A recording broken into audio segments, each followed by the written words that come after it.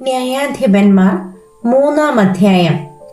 കനാനിലെ യുദ്ധങ്ങളൊന്നും അറിഞ്ഞിട്ടില്ലാത്ത ഇസ്രായേലിനെയൊക്കെയും പരീക്ഷിക്കേണ്ടതിനും യുദ്ധം അറിഞ്ഞിട്ടില്ലാത്ത ഇസ്രായേൽ മക്കളുടെ തലമുറകളെ യുദ്ധം അഭ്യസിപ്പിക്കേണ്ടതിനുമായി യഹോവ വെച്ചിരുന്ന ജാതികളാവിത്. ഫെലിസ്ത്യരുടെ 5 പ്രഭുക്കന്മാരും എല്ലാ കനാന്യരും സീദോന്യരും ബാൽ ഹെർമോൻ പർവ്വതം മുതൽ ഹമാത്തിലേക്കുള്ള പ്രവേശനം വരെ ലെബാനോൻ പർവ്വതത്തിൽ പാർത്തിരുന്ന ഹിവ്യരും തന്നെ. മോശെ മുഖാന്തരം യഹോവ അവരുടെ പിതാക്കന്മാരോട് കൽപ്പിച്ച കൽപ്പനകൾ അനുസരിക്കുമോ എന്ന് അവരെ കൊണ്ട് ഇസ്രായേലിനെ പരീക്ഷിച്ചറിവാൻ ആയിരുന്നു ഇവരെ വെച്ചിരുന്നത്.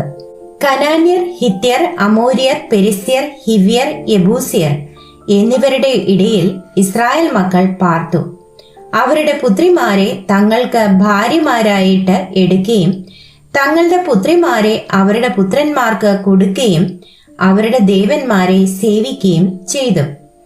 ഇങ്ങനെ ഇസ്രായേൽ മക്കൾ യഹോവയ്ക്ക് അനിഷ്ടമായുള്ളത് ചെയ്ത് തങ്ങളുടെ ദൈവമായ യഹോവയെ മറന്ന് ബാൽ വിഗ്രഹങ്ങളെയും അശേര പ്രതിഷ്ഠകളെയും സേവിച്ചു. അതുകൊണ്ട് യഹോവയുടെ കോപം ഇസ്രായേലിന്റെ നേരെ ജ്വലിച്ചു. അവൻ അവരെ മെസൊപ്പൊത്താമിയയിലെ ഒരു രാജാവായ കൂശൻ രിശാദയീമിന് വിറ്റുകളഞ്ഞു. ഇസ്രായേൽ മക്കൾ കൂശൻ രിശാദയീമിനെ 8 സംവത്സരം സേവിച്ചു. എന്നാൽ ഇസ്രായേൽ മക്കൾ യഹോവയോട് നിലവിളിച്ചപ്പോൾ യഹോവ കാലേബിന്റെ അനുജനായ കെനസിന്റെ മകൻ ഒത്നിയേലിനെ ഇസ്രായേൽ മക്കൾക്ക് രക്ഷകനായി എഴുന്നേൽപ്പിച്ചു.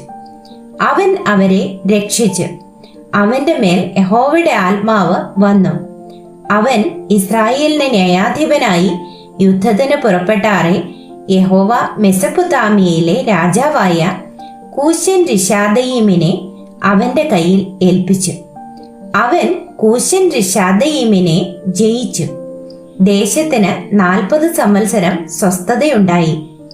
കെനസിന്റെ മകനായ ഒത്നിയേൽ മരിച്ച ശേഷം ഇസ്രായേൽ മക്കൾ വീണ്ടും യഹോവയ്ക്ക് അനിഷ്ടമായുള്ളത് ചെയ്തു.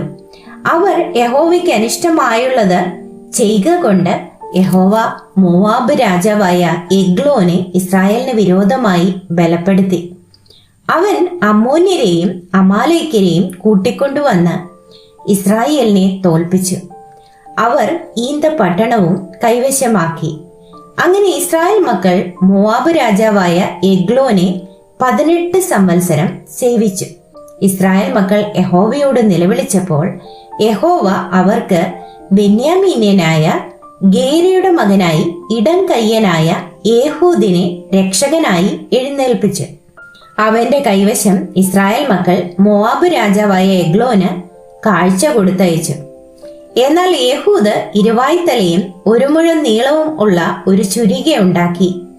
അത് വസ്ത്രത്തിന്റെ ഉള്ളിൽ വലത്തെ തുടയ്ക്ക് കെട്ടി. അവൻ മോവാബ് രാജാവായ എഗ്ലോന്റെ അടുക്കൽ കാഴ്ച കൊണ്ടു ചെന്നു. എഗ്ലോൻ ഏറ്റവും സ്ഥൂലിച്ചവനായിരുന്നു.